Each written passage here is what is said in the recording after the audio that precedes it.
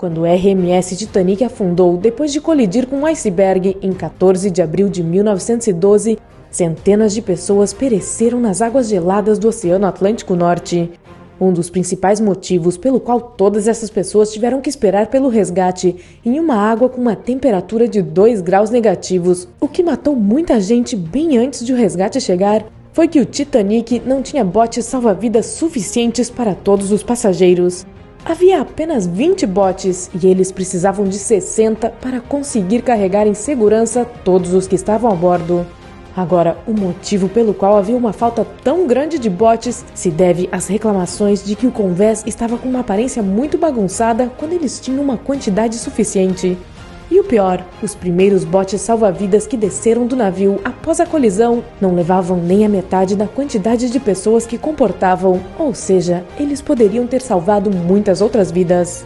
Talvez essas pobres almas pudessem ter sido resgatadas daquelas águas congeladas muito antes, se os navios que estavam mais próximos do local do acidente tivessem visto os sinalizadores e outros sinais de socorro que foram dados. Mas muitos deles não viram nada disso por causa de uma coisa chamada superrefração. Esse fenômeno também poderia explicar por que os vigias não viram o iceberg antes que fosse tarde demais. Outras pessoas, porém, dizem que isso aconteceu porque eles não tinham binóculos. Resumindo, eles não tinham a chave que abria a cabine onde todos os binóculos estavam guardados, pois o único cara que tinha essa chave, o segundo oficial David Blair, foi substituído de última hora e se esqueceu de devolver a chave para o navio. Se a tripulação tivesse os binóculos, talvez tivesse visto o iceberg a tempo de mudar a rota e não colidir com ele.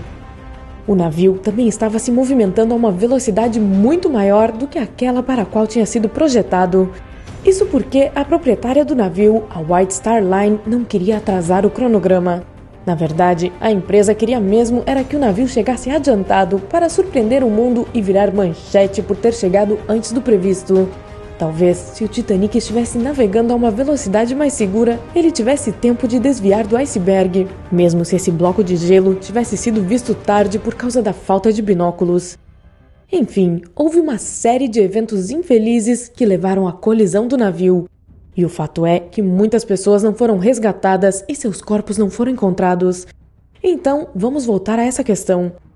Uma teoria sobre o destino que esses corpos tomaram é que eles se perderam no mar. Poucas horas depois que o Titanic afundou, uma tempestade enorme atingiu o oceano. As correntes e ventos podem ter levado muitos corpos para até 80 quilômetros de distância do local da colisão. Isso pode explicar por que os primeiros navios que chegaram à cena da tragédia não conseguiam encontrar os corpos. Mas, na realidade, o Titanic não deveria ter ido para a água. Especialistas descobriram agora que o casco do navio havia sido enfraquecido por um enorme incêndio que aconteceu durante o processo de construção, 3 semanas antes da data de partida. A White Star Line estava totalmente ciente do dano que havia sido causado, mas decidiu escondê-lo debaixo do tapete. Como o destino decidiu, o iceberg atingiu exatamente este ponto enfraquecido, abrindo um enorme buraco no navio, permitindo que as águas o inundassem e o enviassem para as profundezas do oceano. O Titanic fez 2 paradas bem-sucedidas na França e na Irlanda antes de partir para Nova York. Em 14 de abril, a tripulação recebeu de outros navios relatos de existência de gelo, mas o caminho do Titanic estava livre e o mar estava calmo.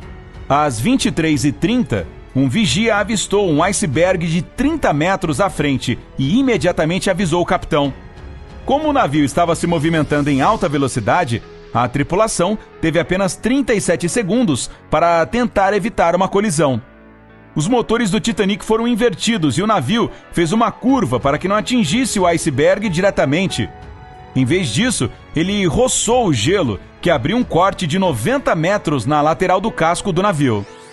Após o impacto, o capitão enviou sinais de socorro que foram recebidos pelo Carpathia, um dos navios da Cunard.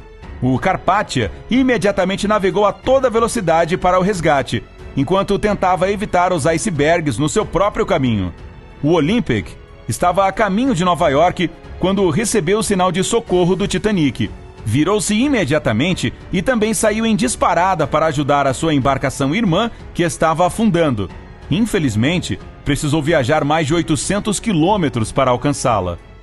Tendo calculado que o navio só ficaria flutuando por 1h30, o capitão e o engenheiro-chefe correram para ordenar uma evacuação.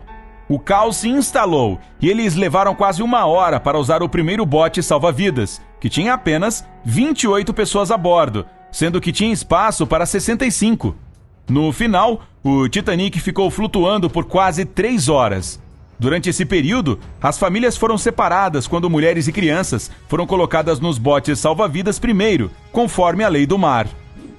Eva Miriam Hart tinha apenas 7 anos quando embarcou no Titanic com seus pais.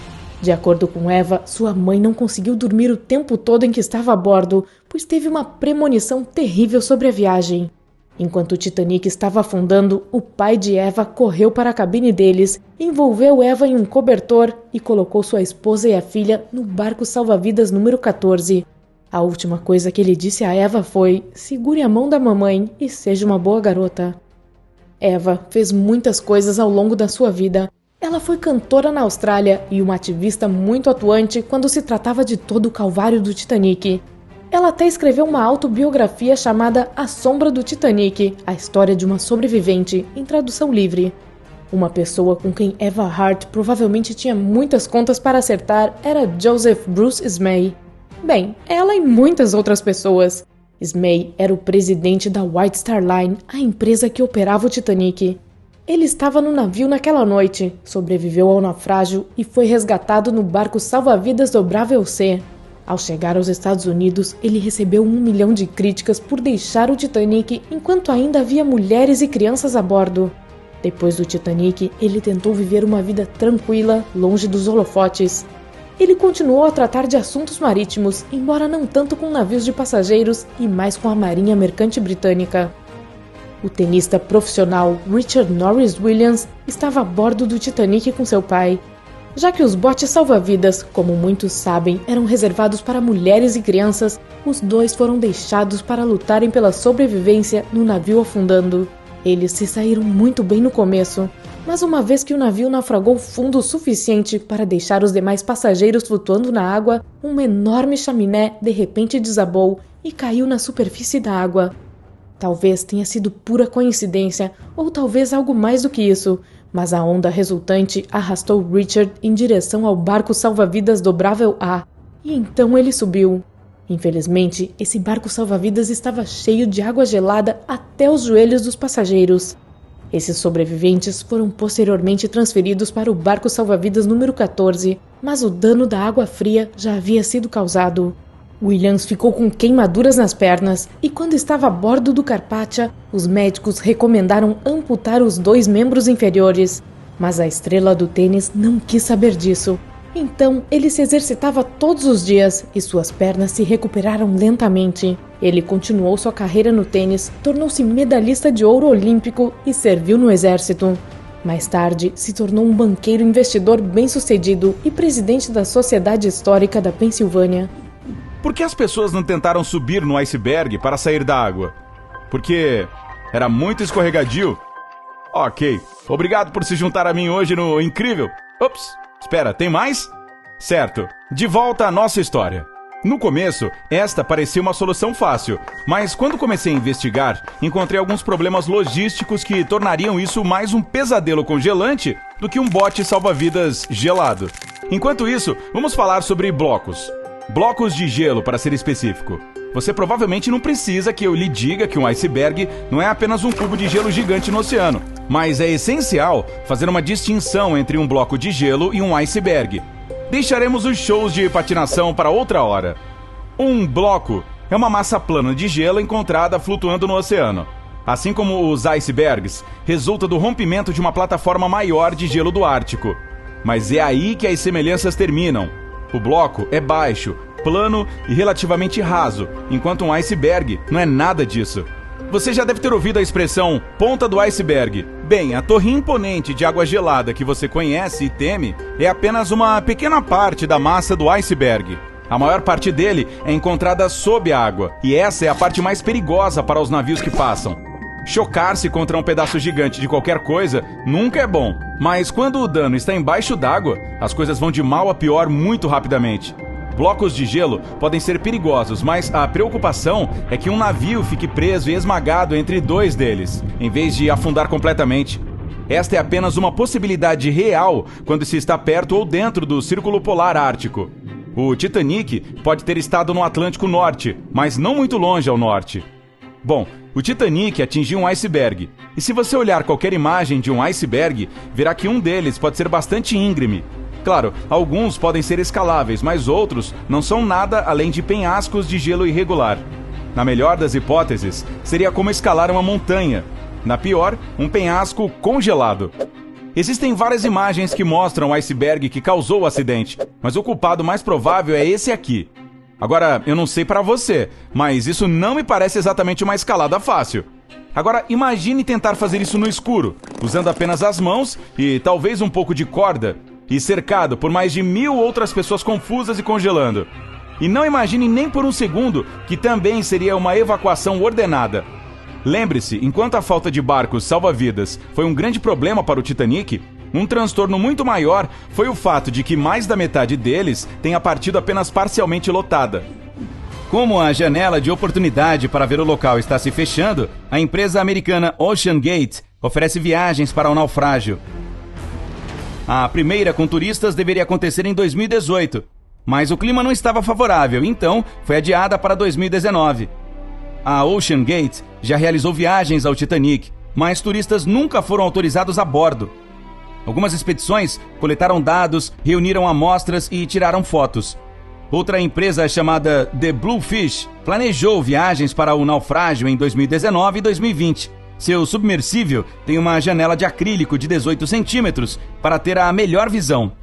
Com as notícias de que o Titanic está se deteriorando, mais e mais empresas comerciais estão propensas a oferecer viagens submersíveis para o naufrágio.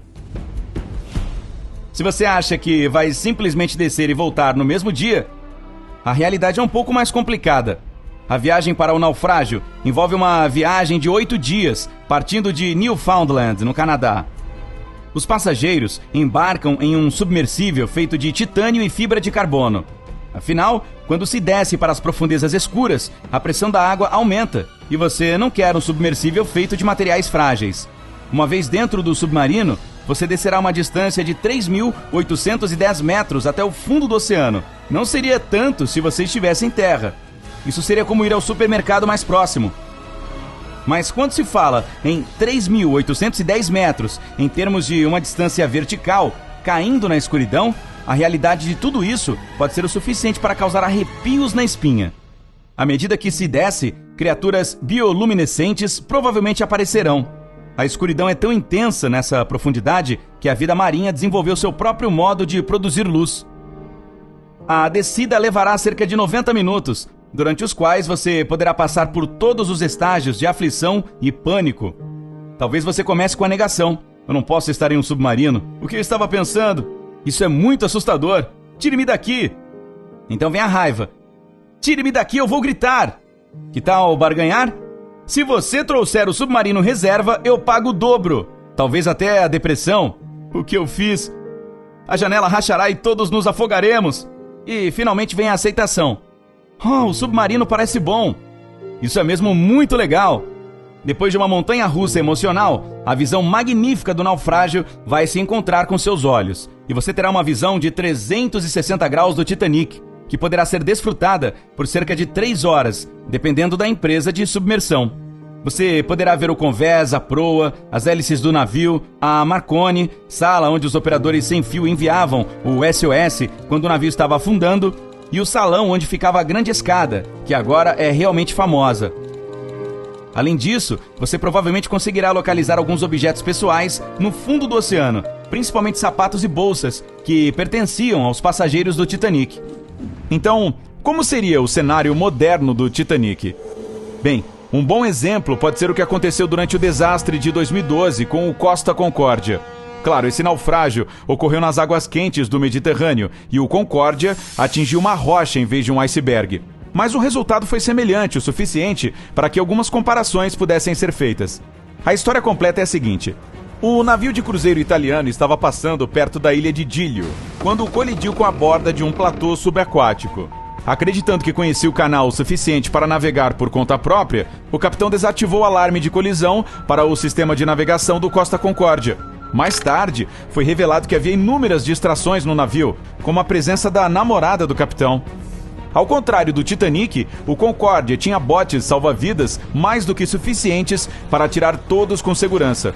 Infelizmente, nenhuma mudança de procedimento pôde compensar completamente os erros humanos e a falta de comunicação.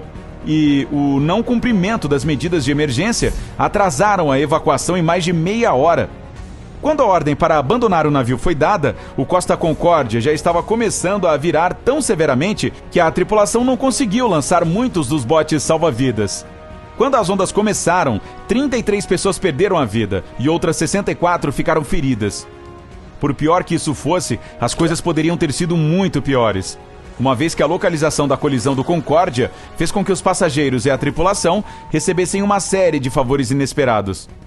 Para começar, eles estavam avistando o continente quando o acidente aconteceu. Isso significa que a ajuda chegou razoavelmente rápido, quando o capitão enviou seu SOS. De fato, com a ajuda dos coletes salva-vidas, muitos passageiros foram capazes de nadar até terra firme. Ninguém nadaria muito longe se ele tivesse atingido um iceberg no Atlântico Norte. Quando o Titanic afundou, estava a cerca de 644 quilômetros da terra firme. E a água estava congelante, a menos 2 graus. A boa notícia é que no mundo atual, as coisas poderiam nunca ter chegado a esse ponto. Se o Titanic atingisse o iceberg hoje, a guarda costeira empregaria uma pequena frota de barcos e helicópteros para ajudar na evacuação. Não apenas isso, mas todos os navios na área seguiriam suas coordenadas no momento em que a mensagem de SOS fosse emitida. Com um comandante competente supervisionando uma evacuação organizada, este Titanic moderno poderia não ser considerado um desastre. Por outro lado, o Costa Concórdia mostra o que pode acontecer quando as precauções de segurança são ignoradas.